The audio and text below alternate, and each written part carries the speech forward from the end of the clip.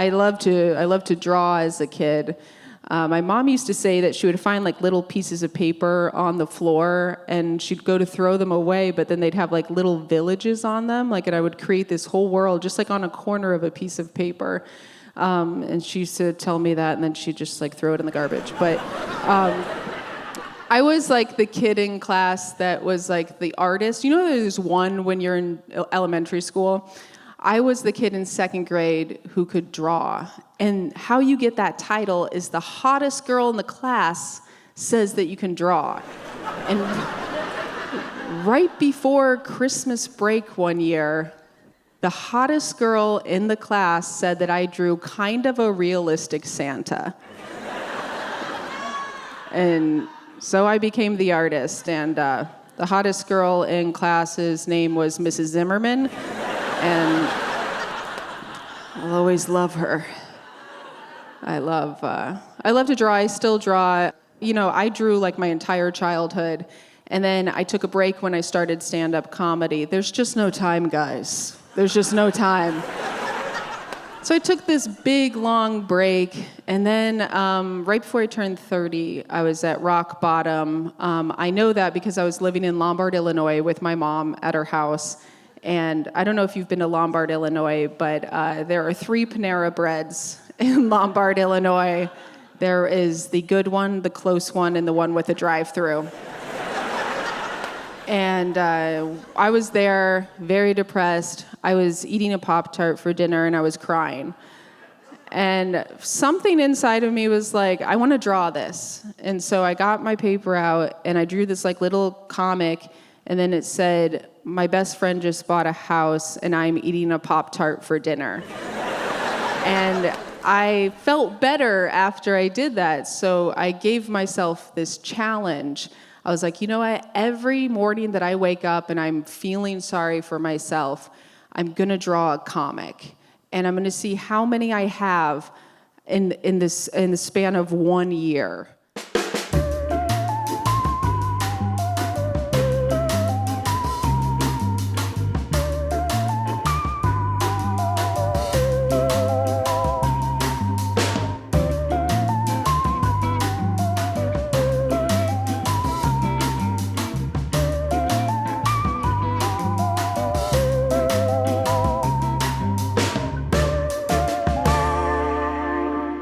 And at the end of the year, I had 360 comics. I had a few good days in there.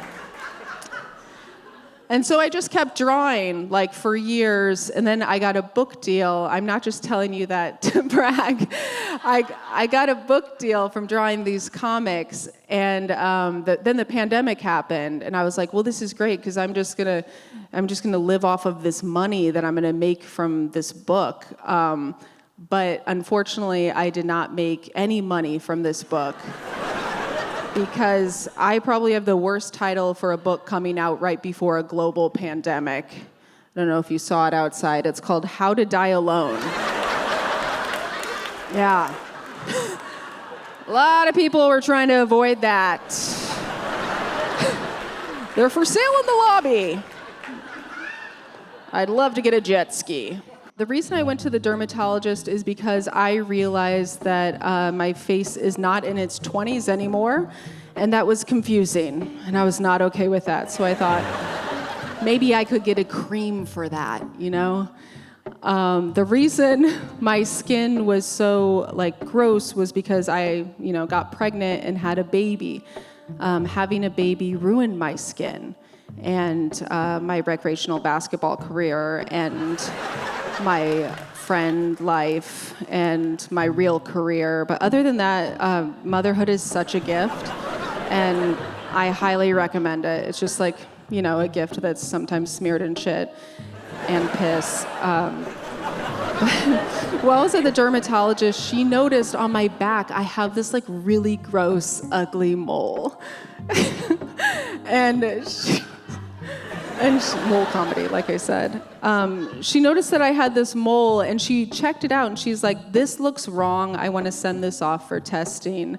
And I did that thing that I always do at doctors. I just denied that I ever knew that existed. I was like, what? There's a mole back there? I had no idea. Yeah, it's back there. How would I know that it was back there? But I always knew that this mole was there. I mean, it was like a freckle at one point. It was a newborn mole, and then it like grew up with me into a big ugly mole.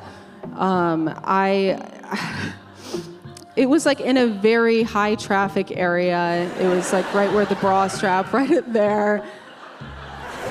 Very inconvenient. And it was hard to buy clothes. Like swimsuit shopping was like very hard for me. Even for my wedding, this is how much I do not want to go do something. I wore a cape for my wedding, okay? My cape was not fashion, it was just to hide my mole. The mole, you know, it wasn't a traditionally pretty mole either. It was like more of a character actor. And I love to avoid important things. That's why I never went to go get it checked out. But the thing about ignoring is that you can turn your back on your family and your friends, but you can't turn your back on your mole because your mole's on your back. Okay? So while I was at the dermatologist, she was shady, by the way, of course. I get scammed so much. She was immediately shady. She said that she would take the mole off, send it off for testing, but also I could get 20% off of Botox. That's how I knew that she was shady. I was like, I do not want a BOGO sale in a hospital setting, okay? But yeah, she gave me this menu, the Chipotle-like menu, to look at it, and she charged me $200 to scrape that bad boy off.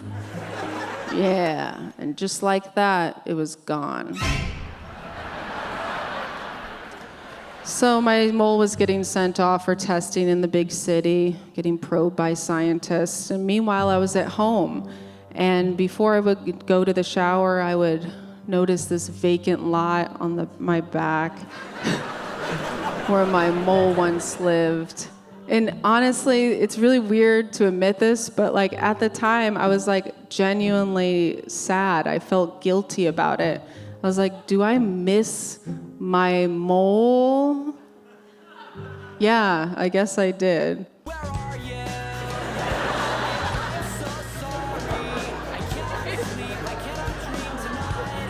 Anyway, I thought about this when I was getting no sleep because my baby does not sleep at all.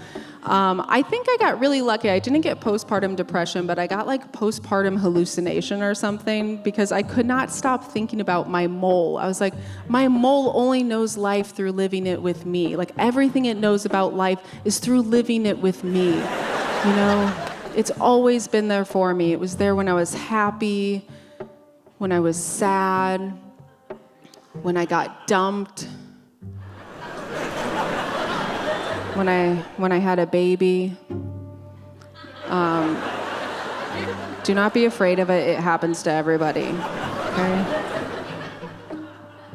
But I kept like messaging the dermatologist because she was shady and she wasn't getting back to me. Eventually she's like, yes, everything's fine. And then I'm like up late at night, you know, so I'm just telling her in my complete like delirium, I'm just like, where is the mole though? She's like, we don't keep the moles.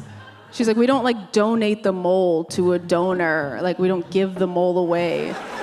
And I could not stop thinking about my mole. I'm telling you, every single day when I had this newborn baby, I was just like, where the fuck did they put those moles? Like, where did they go? And I just kept thinking about it, and eventually I was just like, I don't know where the mole is, but I sort of have an idea.